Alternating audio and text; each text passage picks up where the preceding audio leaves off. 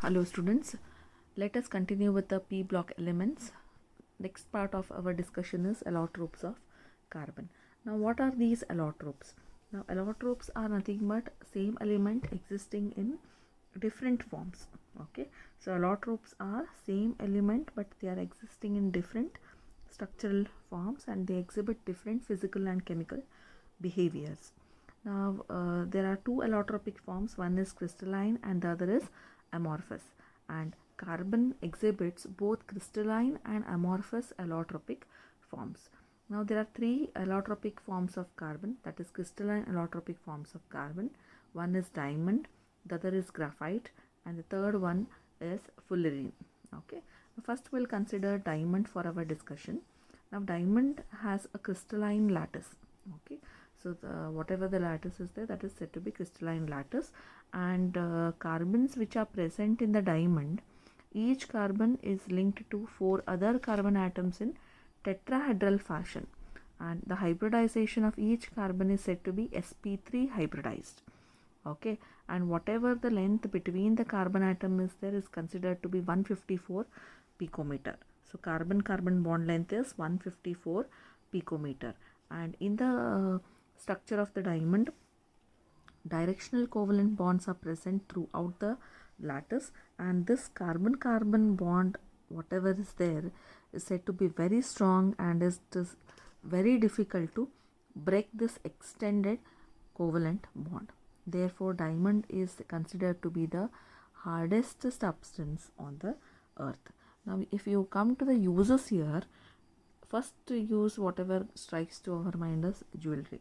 Okay, so second is for cutting glass.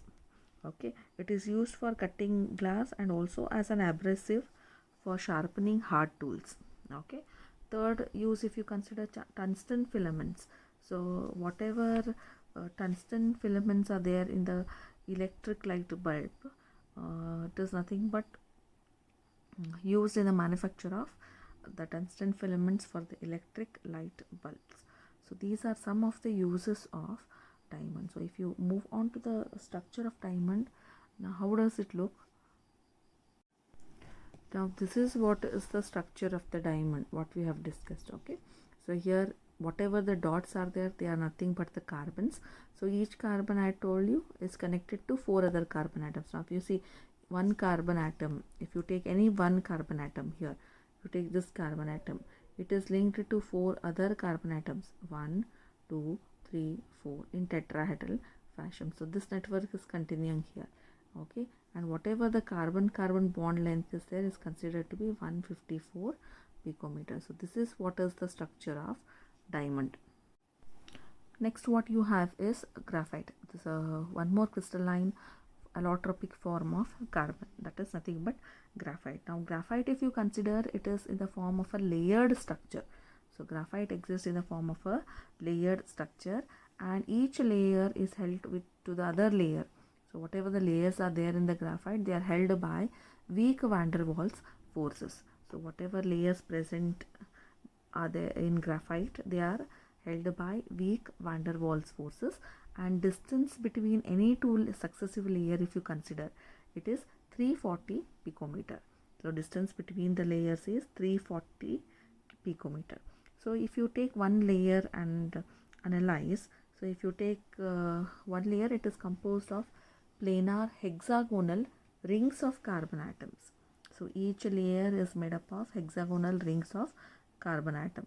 Okay, so the carbon carbon bond length within the layer is considered to be 141.5 picometer.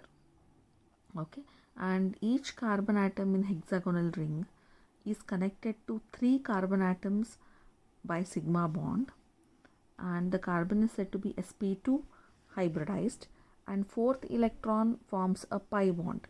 Okay, and it is said to be free to move, which makes graphite a good conductor of heat and electricity. Okay, so graphite is considered to be existing in the form of a layered structure. These layers are held together by weak van der Waals forces, and if you analyze one layer, layers are made up of hexagonal rings, and each carbon atom in hexagonal ring is connected to 3 more carbon atoms with help of a sigma bond, and whatever the fourth electron is there, that forms a pi bond which is delocalized, and as a result of which graphite is considered to be a good conductor of heat and electricity. And as we all know that the layers are held by weak van der Waals force of attraction, one layer can slip over the other. Okay, so as because layers are held together by weak van der Waals forces, one layer can slip over the other layer and it is very easy to cleave also. Okay, this makes the graphite soft and slippery, and that is the reason why, so one layer can slip over the other and hence you can easily cleave also, and this makes the graphite soft and slippery. And for this reason graphite is used as a dry lubricant.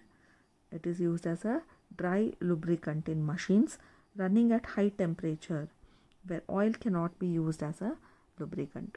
So if you have any machine which is running at a high temperature and where you cannot use oil as a lubricant, then at that time you can make use of graphite, which is acting as a dry lubricant.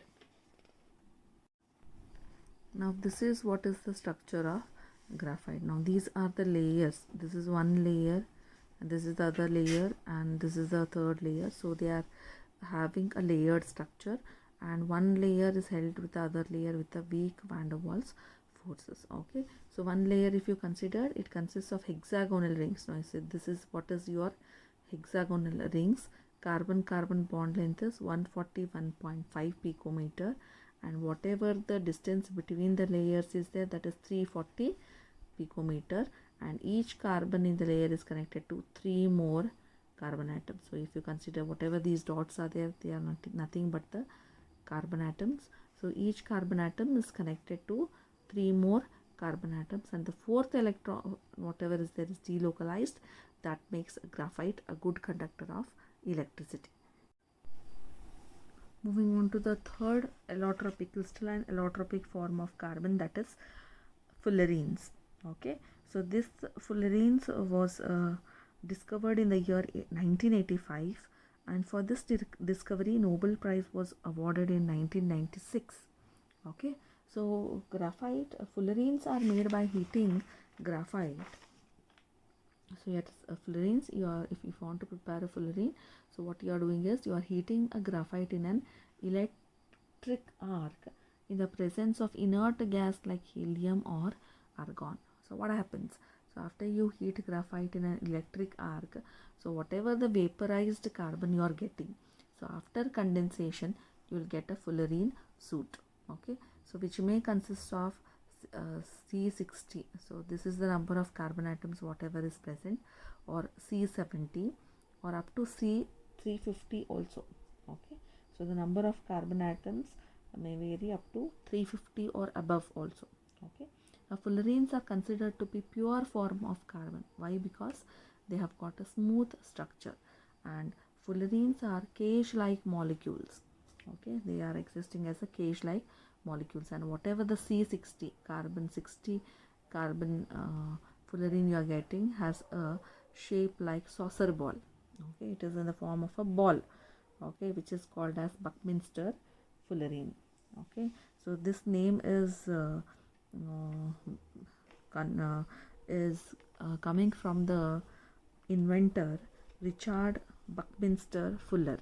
Okay, so this is named after the inventor, that is Richard Buckminster Fuller, and this Buckminster fullerene consists of 26 membered rings.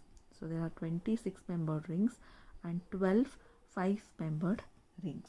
Okay, and a 6-membered ring is fused with 6 or 5-membered rings, but a 5-membered ring can only fuse with 6-membered rings.